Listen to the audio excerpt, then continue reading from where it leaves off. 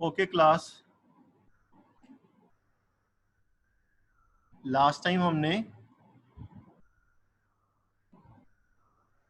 Centre of gravity discuss किया था। Centre of gravity and experiment to find the centre of gravity of a irregular shaped body.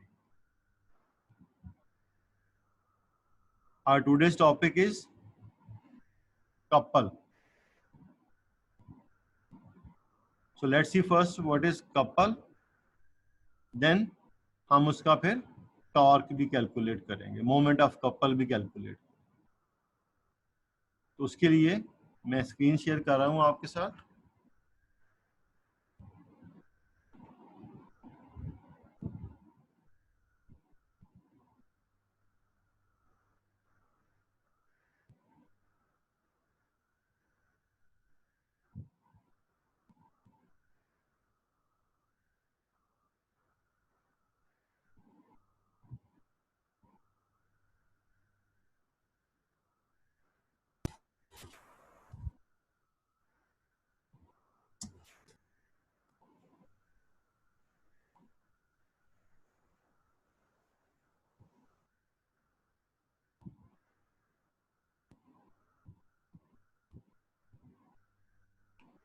So this is the topic couple, and we have to calculate the torque moment of a couple. So let's see first what is couple.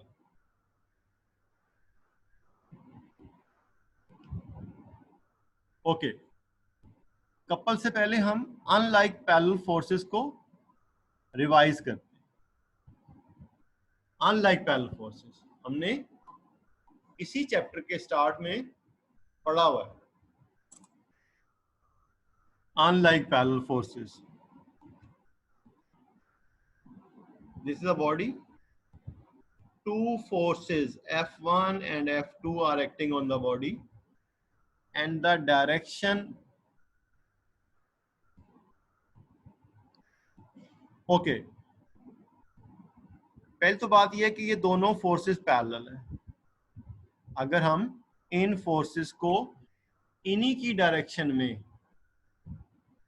इसी direction में हम क्या करें, extend, तो ये दोनों forces हम देख रहे हैं पैरेलल है, and after that they are in opposite direction. तो चैप्टर 4 के बिल्कुल वेरी फर्स्ट टॉपिक में हमने ये डिस्कस किया हुआ है कि two parallel forces with opposite direction is called unlike parallel forces, and if their direction is same then they are like parallel. हम बात करें unlike parallel forces, so these are the unlike parallel forces. Okay, ये हम couple की definition में use करेंगे ये term. अब हम देखते हैं कि व्हाट इज अ कपल। अगर हम डेली लाइफ में सम टाइम जो मीनिंग हम कपल का यूज करते हैं, ऑलमोस्ट फिजिक्स में भी वही मीनिंग है इसका। डेली लाइफ में हम एक वर्ड यूज करते हैं पेयर। अब पेयर कब हम यूज करते हैं, जब दो चीजें सेम टाइप की हों। पेयर ऑफ सॉक्स, अभी ये अगर किसी के पास कोई पेट, किसी ने तोता रखा हुआ है, अगर उसने दो मेल तोते रखे हैं तो वो कहेगा जी मेरे पास जोड़ी है। पेयर, जोड़ी, सेम टाइप, दोनों मेल है। और अगर उसके पास एक मेल और एक फीमेल होगा तोता, तो वो क्या कहेगा, I am having a couple. अब जैसे हम कुर्बानी पे कहते हैं जी फलां ने ना बकरों की जोड़ी ली है, हम जोड़ा नहीं कहते, दैट इज अ पेयर। अब कपल हम डेली लाइफ में कहते हैं एक मियाँ और बीवी दोनों मिल के कपल बन, अपोजिट जेंडर। अब फिजिक्स में कपल का क्या मीनिंग है, ये हमारे पास स्टीयरिंग व्हील है, this is a rotatable body. Let's say हमारा राइट हैंड यहाँ है, लेफ्ट हैंड हमारा यहाँ। जब हमने गाड़ी को इस तरफ टर्न करना होगा इस तरफ, तो हम क्या करेंगे, इस हाथ से पुश अप्लाई करेंगे और इस हाथ से पुल अप्लाई करेंगे। Mean we will apply two forces. अब अगर आप इन फोर्सेस को देखें, नेचुरली जब हम दोनों हाथ से स्टीयरिंग को रोटेट करते हैं, दोनों हाथ हमारे इक्वल फोर्स अप्लाई करते हैं, इक्वल फोर्स। ये हो ही नहीं सकता कि जब हम डोर का नॉब खोलें, पानी की टैप ऑन करें या उसको स्टॉप करें, बहुत सारी हम डेली लाइफ में हम कपल अप्लाई करते हैं। किसी भी चीज़ का जब हम ढक्कन खोलते हैं, लिड ओपन करते हैं, उसको लूज करते हैं, ठीक है, तो हम क्या अप्लाई करते हैं, कपल। तो नेचुरली जब हम दो फोर्सेस अप्लाई करते हैं, एक तरफ हमारा थंब होता है, दूसरी तरफ हमारी फिंगर्स होती हैं, तो जब हम किसी चीज को ओपन या उसको टाइटन करते हैं तो हम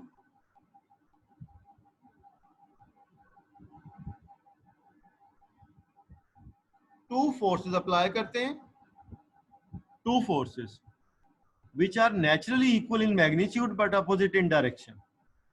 अब ये आप में से बहुत सारे बच्चों को गाड़ी चलाना आती होगी, या इवन बाइक का हैंडल भी जब हम टर्न करते हैं तो हम एक हाथ से पुश, एक हाथ से पुल, एक से लेफ्टवर्ड फोर्स, एक से राइटवर्ड फोर्स, एक से अपवर्ड, एक से डाउनवर्ड। सो इस तरह के बहुत सारी हमारे पास एग्जांपल्स हैं कि जब हम डिफरेंट चीजों को खोलने के लिए या टाइट करने के लिए,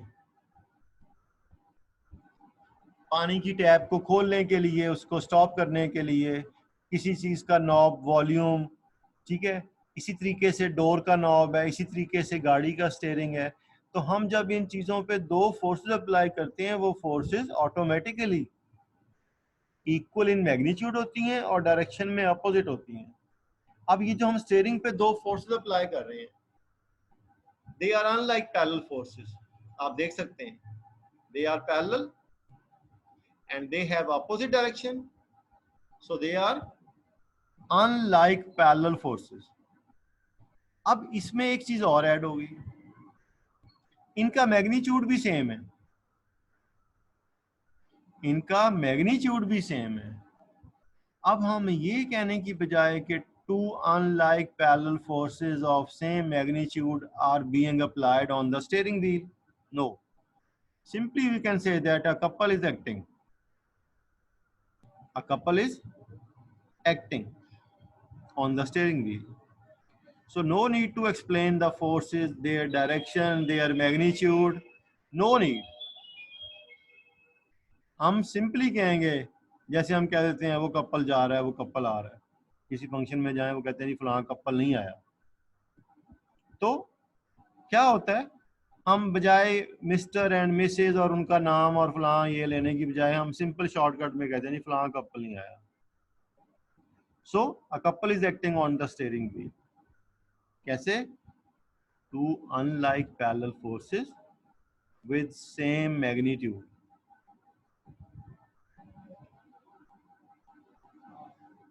So अब हम इनको कपल को डिफाइन करते हैं। कपल को कैसे? हम कपल को डिफाइन करने के लिए ये बताएंगे how couple is form. A couple is formed by two unlike parallel forces of the same magnitude but not along the same line. Mean उनका मैग्नीट्यूड सेम हो, they should be unlike parallel forces, or third or last condition, they must not be along the same line.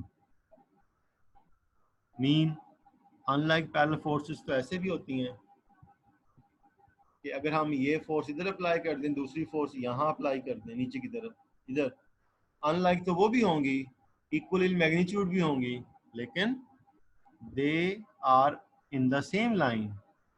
Couple के लिए क्या जरूरी है कि unlike parallel forces होनी चाहिए लेकिन not along the same line. आपको याद होगा न, तो देख लीजिएगा चैप्टर 4 का फर्स्ट पेज जहां पे हमने अनलाइक पैरेलल फोर्सेस को डिफाइन किया हुआ है।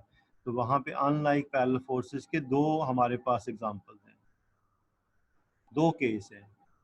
एक केस वो जिसमें they are along the same line, और एक केस वो जिसमें they are not along the same line.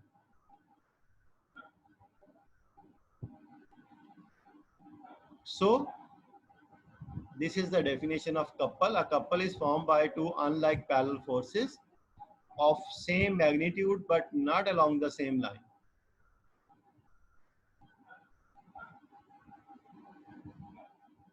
Right. ये भी कपल है, ये एक बॉडी है, ये फल्क्रम पे लाइक कर रहा है, mean this is rod or a meter rod lying on a wedge fulcrum. So weight of this side is acting as this force and weight of this side is acting this way. So these are the two forces which are unlike parallel forces, which are equal in magnitude, and they are not acting along the same line. तो हम कहेंगे a couple is acting, a couple is formed. अब हम देखते हैं कि couple apply करने का हमें फायदा क्या होता है।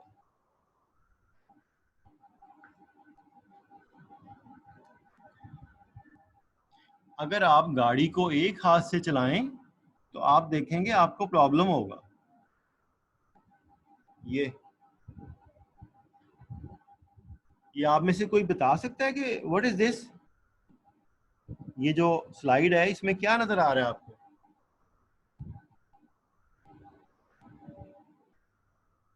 यस,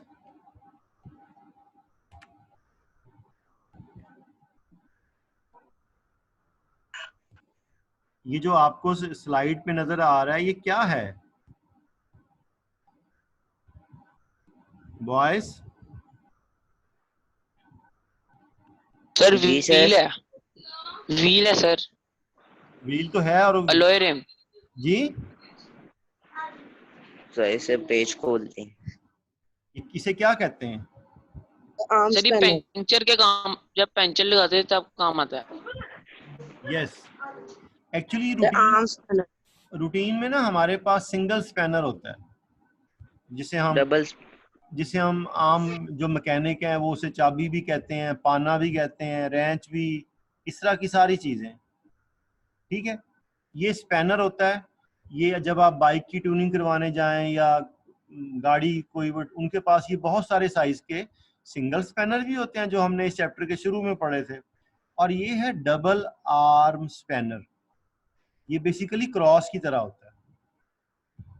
इसकी 4 साइड्स होती हैं, ठीक है, 1 2 3 4। तो अब इस पे 4 साइज के नट हम ओपन कर सकते हैं इससे। अब इसका एडवांटेज क्या है? जब हमने ये नट खोलना है, इसके साइज का जो साइड थी वो हमने यहाँ लगाई।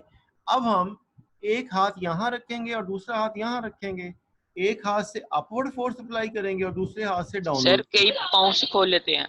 जी जी जी सर कई पाँव से भी खोलते हैं। जी बिल्कुल ठीक है, पाँव से वो हम यूज करते हैं जो सिंगल स्पैनर होता है, जो एक ही तरफ होता है। ठीक है, इससे हम बैठ के इजीली, वो पाँव से इसलिए खोलते हैं ना कि अगर वो उस पे अपने हाथ से फोर्स अप्लाई करते हैं तो वो नहीं खुलता, तो वो क्या करते हैं, उस पे अपना पूरा वजन डाल देते हैं। अब weight is a force, weight is a force. तो जब हम चेयर पे बैठते हैं बेसिकली, तो हम चेयर पे क्या अप्लाई करते हैं? फोर्स। हमारा जो वेट है that is acting as a force. So अब इसका एडवांटेज देखें क्या होगा। अभी हम इसका मोमेंट कैलकुलेट करते हैं, इसका टॉर्क कैलकुलेट करते हैं। तो हम इस पे 2 फोर्सेस अप्लाई करते हैं, तो ये हमारा जो वर्क है इजी हो जाता है।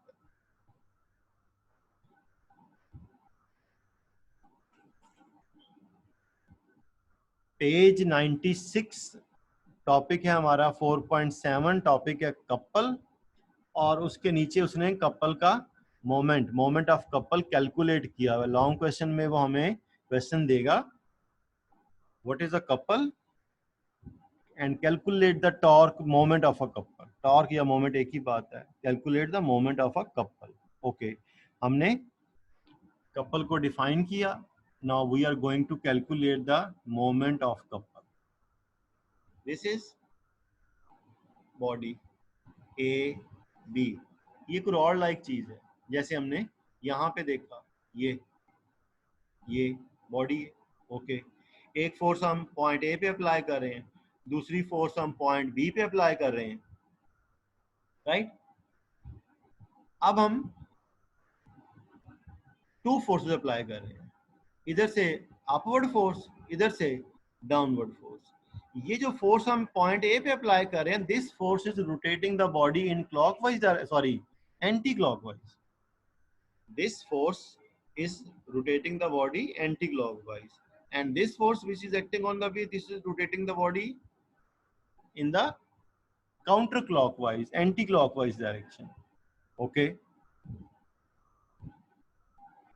तो अब इसका हमें एडवांटेज क्या होगा? हम कपल का मोमेंट कैलकुलेट करते हैं। कपल में कितनी फोर्सेस हैं? 2। तो कपल का मोमेंट कैलकुलेट करने के लिए हमें क्या करना पड़ेगा? हम दोनों फोर्सेस का मोमेंट कैलकुलेट करेंगे और उसे क्या कर लेंगे? प्लस। तो पहले हम दोनों फोर्सेस का क्या मोमेंट कैलकुलेट करते हैं।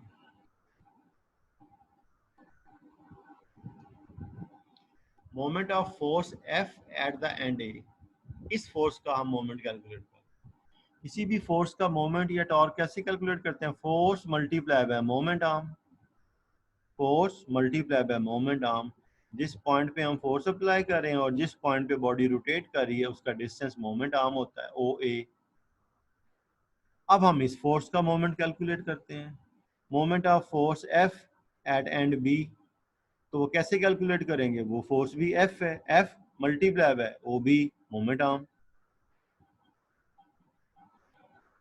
अब हमने कैलकुलेट करना है कपल का मोमेंट, तो हम दोनों फोर्सेस के क्या कर देंगे? मोमेंट को ऐड कर देंगे। ये मोमेंट आ गया फोर्स एट ए का, ये मोमेंट आ गया फोर्स एट बी का, ये उन दोनों का सम।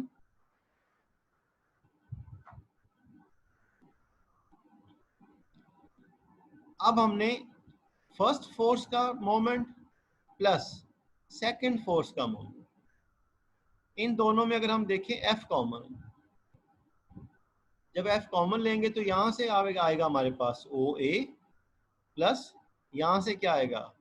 OB।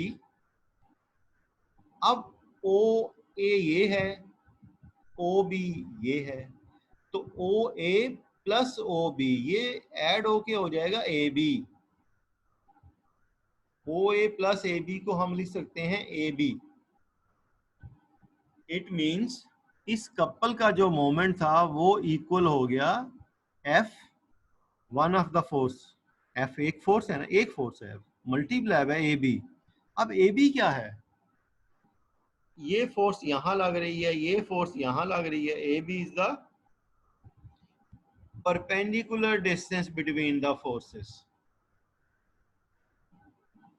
AB is the perpendicular force, perpendicular distance between the forces. तो ये जो हमारे पास आ गया ना F इंटू AB, ये अगर हम सिंगल आर्म स्पैनर यूज करते तो यहाँ OA या OB में से एक आना था। अब यहाँ फोर्स के साथ क्या मल्टीप्लाई हो गया? मोमेंट आर्म की बजाय अब हो गया कपल आर्म। अब ये जो AB है ये OA या OB से डबल है। तो अब जो हमारा टॉर्क प्रोड्यूस हुआ है ना, वो जो रूटीन में हम यूज करते हैं सिंगल आर्म स्पैनर, उससे डबल हो गया ये। तो हमारा काम क्या हो गया? इजी। आप एक हाथ से गाड़ी टर्न कर तो लेंगे, चला तो लेंगे, लेकिन थोड़ी देर बाद आपका जो शोल्डर है, कंधा है, वो थक जाएगा। तो जब आप दोनों हाथ यूज करेंगे तो इजी हो जाएंगे। सेम कुछ तो चीजें ऐसी है ना जो हम अमीन अगर हमारे पास एक किसी बॉटल का हम ढक्कन खोल रहे हैं, वो तो हम यूज ही कपल करेंगे, कपल के बगैर तो हम कर ही नहीं सकते, या फिर हमारे पास कोई इंस्ट्रूमेंट होना चाहिए। अगर हम हाथ से खोलेंगे तो हमें कपल अप्लाई करना पड़ेगा। सो कपल अप्लाई करने से हमारा जो वर्क है, काम है, वो काफी इजी हो जाता है।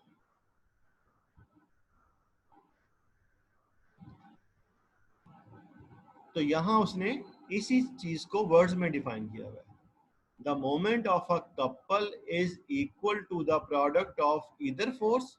Either force mean one of the two forces, and the perpendicular distance between the line of action of both the forces. ये इस फोर्स का लाइन ऑफ एक्शन, ये इस फोर्स का लाइन ऑफ एक्शन, इन दोनों फोर्सेस के लाइन ऑफ एक्शन का perpendicular distance.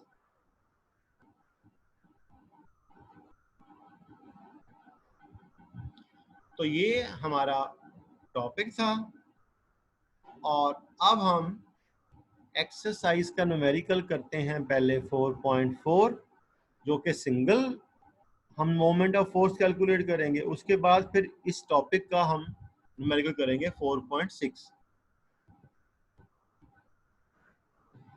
ये हमारा न्यूमेरिकल प्रॉब्लम है 4.4।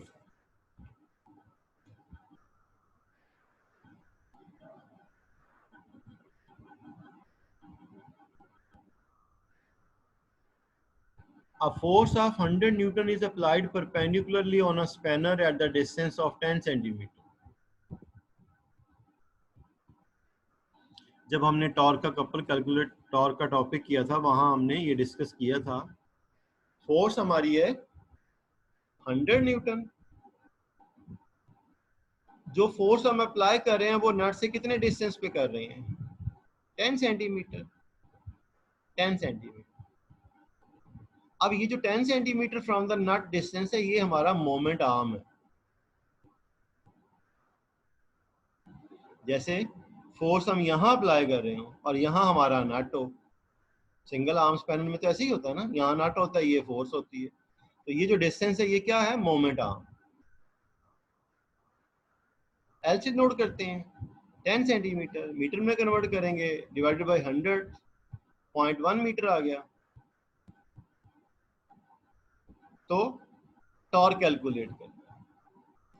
टॉर्क कैलकुलेट करने का हमारे पास क्या फार्मूला होता है? Force multiply by moment arm. ये फोर्स, ये मोमेंट आर्म।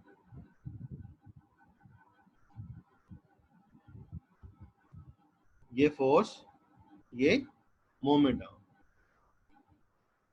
100 मल्टीप्लाई बाय 0.1 क्या आ जाएगा? 10 newton metre. Newton metre is the unit of torque. Moment, moment of force या टॉर्क, एक ही बात।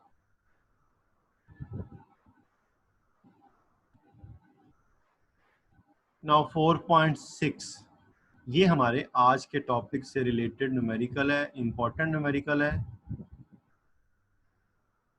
The steering of a car has a radius 16 centimetre.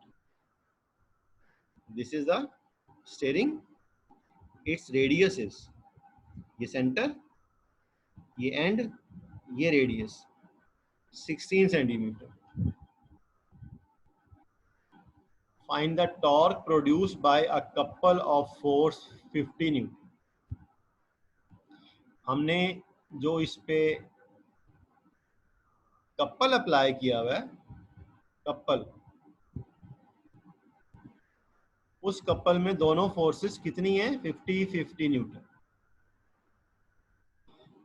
अभी जो हमने फार्मूला डिराइव किया था, उसमें हमने देखा था जब हम कपल का मोमेंट कैलकुलेट करते हैं तो हम क्या फार्मूला यूज करते हैं, ये देखिए।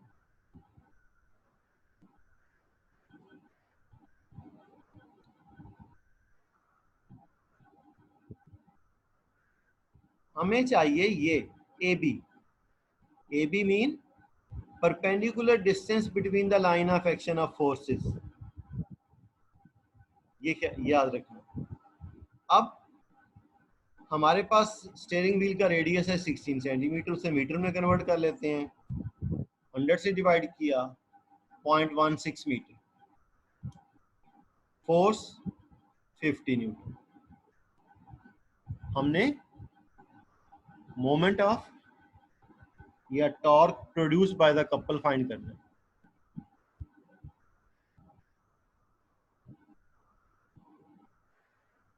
ये हमारा perpendicular distance between the forces हम पहले फाइंड कर लेंगे।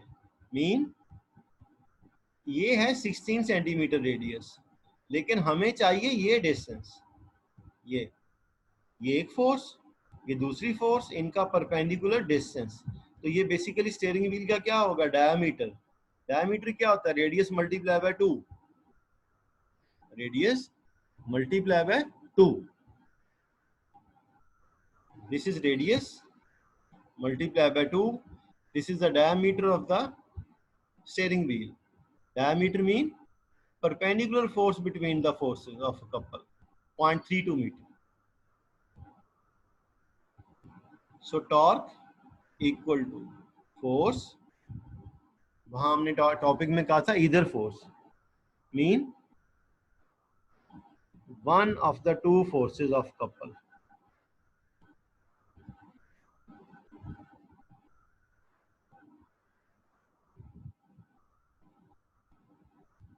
So force multiply by perpendicular distance between forces. Perpendicular distance. This is one of the two forces multiply by ये perpendicular distance between the forces AB। इसको जब हम इससे multiply करेंगे तो 16 newton metre, 16 newton metre. This is answer.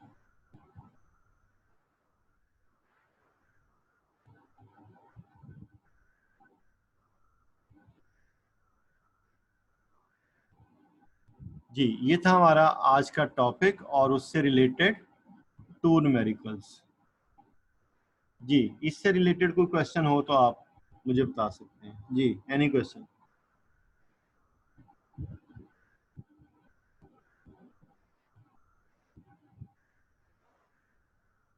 No?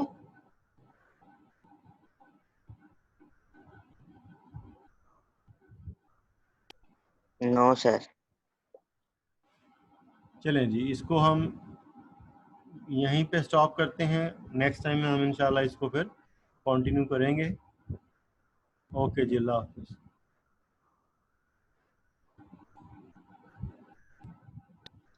Allah